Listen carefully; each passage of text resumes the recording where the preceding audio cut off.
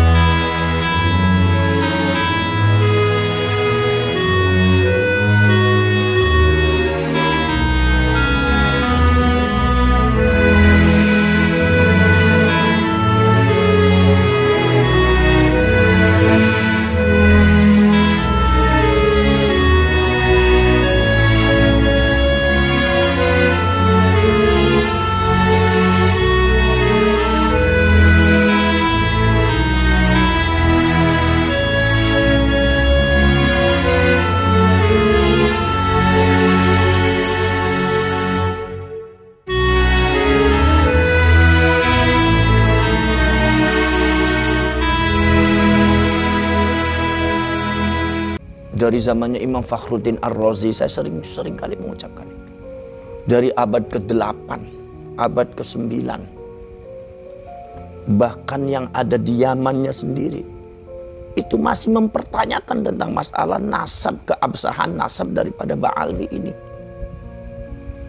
Bayangkan ulama-ulama zaman dahulu yang telah memberikan satu statement yang tajam tentang masalah nasab Ba'alwi. Bahkan ada sebagian ulama yang kontemporer, yang seorang Syarif, seorang Sayyid Al-Hasani, sampai dia menuliskan satu statement yang sangat tajam, ibtalun nasab li ali Ba'alwi, dengan paparan yang sangat tajam secara ilmiah, membatalkan nasab. Tapi kan masalah ini kan terus bergulir, terus masih ada tetap, dari dulu sampai sekarang kan masih ada. Apalagi orang-orang yang mengeksploitasi dan mengeksplorasi dengan mengatasnamakan keturunannya Rasulullah atau mengeksploitasi keagungan sebagai zuriyahnya Rasul, itu zaman dulu sudah ada. Sudah ada. Yaitu adalah ada di antaranya kasusnya adalah kasusnya Ubaidillah bin Ahmad Al-Habib yang mirip-mirip dengan Ba'alwi. Walaupun saya tidak mengatakan kalau Ubaidillah bin Ahmad Al-Habib itu adalah Ubaidillah bin Ahmabnya Ba'alwi, tidak. Tetapi kasusnya mirip. Di mana Ubaidillah bin Ahmad Al-Habib ini menguasai Mesir dengan Afrika ini dengan mendirikan satu kerajaan Banu Fatimiyah. Ya. Itu 200 tahun dari abad ke-10 sampai abad ke-12. Ya. Dengan mengatasnamakan bahwa dia adalah cucunya Rasulullah, pemegang sorga, pemegang syafaat, pemegang neraka. Mendoktrin masyarakat Mesir dan Afrika 200 tahun loh. Pada akhirnya apa? Pada akhirnya kemudian kenapa sih kok ini diselesaikan? Karena pada waktu itu keturunan-keturunan dari Ubaidillah bin Ahmad Al-Habib ini yang ada di Mesir dan Afrika ini kemudian melakukan tindakan-tindakan yang pada akhirnya tidak sesuai dengan syariat dan jauh dari agama. Ya begitu, doktrin-doktrinasinya nggak ada yang masuk akal. Seolah-olah dia itu lebih berkuasa, lebih hebat daripada malaikat, lebih hebat daripada para nabi dan para rasul, lebih hebat daripada Rasulullah.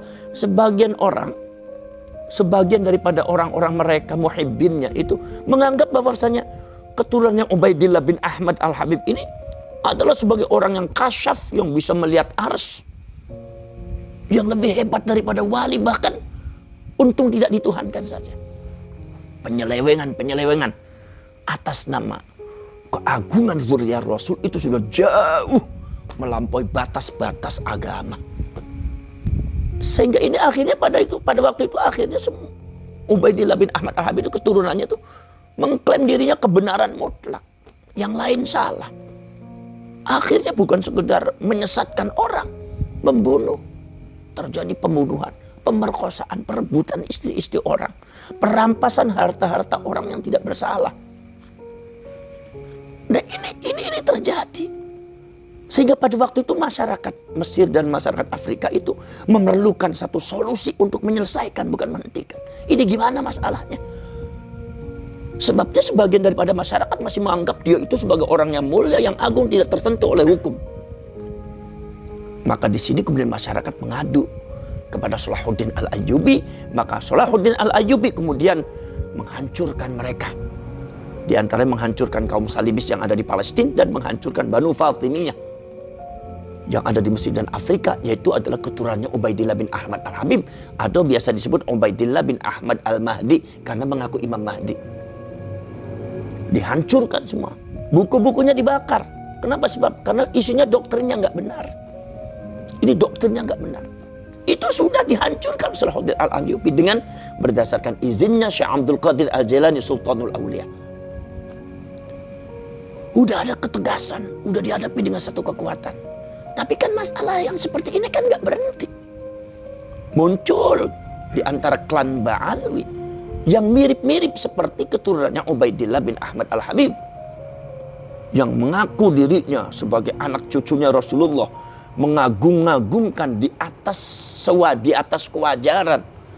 Bahkan juga cerita-cerita yang sifatnya halusinasi juga diceritakan bahwa ada seperti inilah mbahnya dia bisa bertemu dengan Allah sehari 70 kali lah. Ada yang bisa memadamkan api neraka jahanam lah. Ini mirip-mirip. Doktrinnya juga mirip-mirip. Artinya saya tidak mengatakan kalau Ubaidillah bin Ahmad Al-Habib itu datuknya Ba'alwi. Tetapi ini sifatnya mirip dan kasus seperti ini mirip. Dan ini terjadi. Tidak berhenti. Tidak berhenti. Itu tetap terjadi. Bahkan padahal itu sudah yang namanya kitab-kitabnya sudah dibakar. Tapi nggak berhenti tuh masalah ini. Kebatilan ini nggak berhenti. Yang penting kebatilan ini bukan untuk dihentikan. Yang mampu menghentikan kebatilan dan maksiat hanya Allah. Tetapi kita ini memberikan modal kepada masyarakat, memberikan pencerahan kepada masyarakat, kepada rakyat Indonesia, khususnya warga Nahdlatul Ulama, karena yang banyak jadi korban ke orang NU. Orang-orang yang muhibbin kepada Dzurriyyatur Rasul itu kan orang-orang NU. Tapi kan jadi korban mereka. Mereka didoktrin dengan doktrin ajaran yang tidak benar. Sebagian daripada oknum-oknum habaib ini kadang-kadang mendoktrin masyarakat nggak benar. Harus menghormati mereka. Sehingga terjadi pergeseran-pergeseran. Di antaranya apa pergeseran? Karena di situ ada nama sebagai cucunya Rasulullah. Jadi sehingga orang-orang yang mengikuti mereka, para muhibbinnya itu, kalau ada kiai yang dianggap bukan cucunya Rasulullah, tidak dihormati. Apalagi doktrin daripada habaib atau oknum habaib itu seperti itu. Bagaimana cara kasarnya dia bicara, menyebut nama kiai hanya namanya saja. Itu doktrinnya mereka. Kalau menyebut nama kiai daripada selain golongan mereka, jangan panggil kiai, jangan panggil sebut nama kebesaran, panggil namanya aja. Panggil namanya aja, sehingga manggilnya ketika habaibnya itu, oknum habaibnya manggil si, maka muhibbinnya manggilnya si semua. Manggil Kiai Imad si Imad, manggil Buya Said Akil si Said, manggil Buya Ma'ruf Amin si Ma'ruf. Sekarang saya tanya, itu batil apa hak atau batil? Batil. Hak apa batil? Batil. Hak apa batil? Batil. Apakah mau dibiarkan? Ini harus dihentikan. Dihentikannya bagaimana? Diselesaikan, bukan menghentikan mereka. Diselesaikan. Kalau urusan mereka, orang-orang semacam mereka, itu akan terus ada. Tapi minimal kita itu sebagai warga NU, sebagai pengurus NU dan ulama-ulama NU harus bisa memberikan pencerahan pencerdasan terhadap rakyat dan masyarakat Nahdlatul Ulama. Begini loh yang namanya habaib, begini loh nasabnya, begini loh ceritanya. Dan dulu juga ada semacam habaib, semacam ba'alwi, begini loh cara menghadapinya. Jadi panduannya ada supaya masyarakat tuh bisa bersikap secara benar sesuai dengan rel-rel agama. Ini bukan masalah benci kepada Habib atau tidak, tidak. Tapi permasalahannya, masalah itu. Lah kalau begitu seumpama itu berarti kita itu memecah belah umat. Loh, ini bukan at-tafriq bainal mu'minin, bukan memecah belah orang beriman, tapi at-tafriq bainal haqqi wal batil. Ini memilah-milah antara yang hak dan batil. Kebatilan dan hak harus dipilah. Dan masyarakat harus diajari, beri petunjuk. Ini loh, ini nggak bagus, ini nggak bagus. Bukan menghentikan. Kalau masalah menghentikan nggak akan berhenti. Mau berhenti atau tidak, itu satu adalah urusan Allah. Nomor dua, urusan mereka mau berhenti atau tidak. Mungkin personality mereka ada yang mau berhenti. Tapi secara pelan, semuanya ba'alwi, saya yakin tidak akan berhenti. Dan akan ada orang seperti itu. Orang yang mengaku Nabi dan Rasul. Orang yang mengaku Nabi dan Rasul. Zamannya Musailamatul Kadzab. Apakah berhenti? Sampai sekarang ada juga, muncul lagi, muncul lagi. Jadi yang penting kita memberikan panduan kepada rakyat. Rakyat Indonesia. Supaya rakyat Indonesia itu jangan mau dibodohi. Dengan doktrin-doktrin mereka. Kita ini bangsa besar. Belanda itu mengubur dalam sejarah kebesaran Indonesia yang mampu menguasai 3/4 dunia. Dikubur. Padahal kita itu bangsa besar. Orang Jawa itu besar, orang Aceh itu besar, orang Sumatera itu besar, Kalimantan punya kebesaran. Sulawesi, Maluku, itu semua Nusantara itu punya kebesaran yang lebih di atas yang lain. Tetapi dikubur. Bahkan sekarang sudah diracuni dengan doktrin-doktrin habaib yang seperti itu. Ba'ali seperti itu. Akhirnya masyarakat menjadi bodoh. Masyarakat akhirnya terkungkung. Masyarakat terpenjara mentalitasnya. Karena apa? Selalu didoktrin. Selalu dijajah dengan cerita-cerita semacam itu. Masalah syafaat. Kalau Anda tidak menghormati kami, maka tidak akan mendapat syafaat. Tidak akan masuk surga. Akan saya paksa kamu untuk masuk neraka. Kamunya siapa bisa maksa masuk neraka? Jadi ini adalah merupakan satu kasus yang harus diselesaikan. Mau berhenti mau tidak, yang penting Nahdlatul Ulama, PBNU khususnya dan ulama-ulama yang lain itu harus memberikan petunjuk. Jadi apa namanya? Yaitu adalah al-irsyad wa da'wah, memberikan petunjuk dan mengajak masyarakat bagaimana cara menghadapi ba'alwi ini. Karena ini sudah luar biasa menurut saya. Doktrin-doktrinnya banyak melecehkan para kiai, para ulama, apalagi doktrin fitnah. Mari kita buat fitnah yang diterima oleh masyarakat. Buat fitnah yang diterima oleh masyarakat. Sekarang saya tanya, Rasulullah itu mengajarkan fitnah apa tidak? Tidak. Tapi mereka mengatakan mari kita buat fitnah. Ada, saya lihat tuh YouTube-nya. Masya Allah. Nomor selanjutnya banyak makam palsu. Banyak cerita yang dibelokkan. Sejarah yang dibelokkan.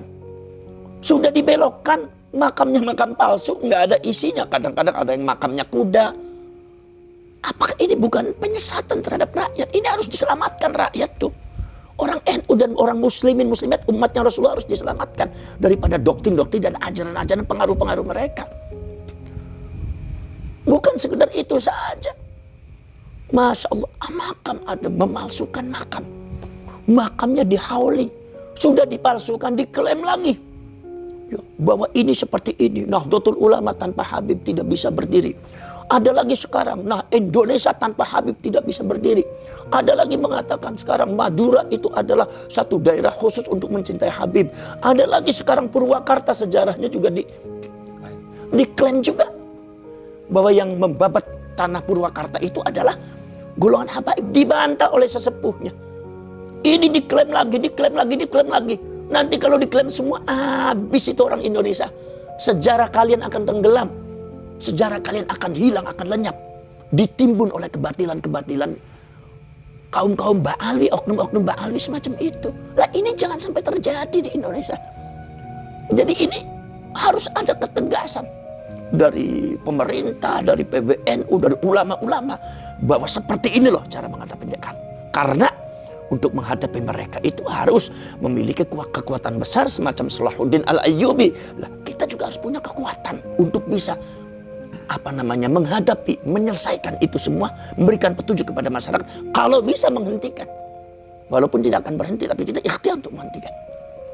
Jadi tidak akan berhenti menurut Anda? Tidak akan berhenti, tidak akan ada ujungnya, kecuali kita harus menyelesaikan.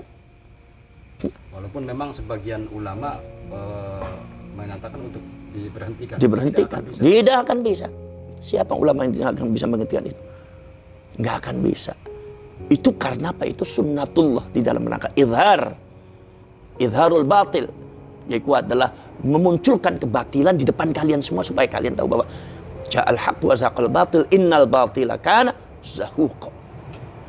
Nah, jadi seperti itu. Ataupun seumpama mereka dengan adanya polemik dan adanya pembahasan ini marah, ya silakan saja, nggak apa-apa. Wong kita tidak niat menyakiti siapapun. Kita hanya ingin memberikan pencerahan terhadap rakyat. Kenapa sih? Ya kan karena ente sendiri. Karena yang dibuat doktrinnya doktrin ente sendiri. Karena sikap-sikap ente sendiri. Dan ini sudah memiliki satu kekuatan.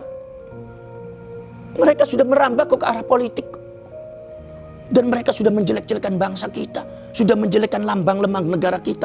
Presiden dijelekin. Ada lagi kemudian bendera yang dijelekin. Ada lagi pun yang lain juga, lagu-lagu dipelesetin, budaya, adat budaya kita, budaya Jawa, budaya Madura, sampai budaya Sunda, sampai budaya-budaya yang ada di Sumatera, di Kalimantan, dijelek-jelekin.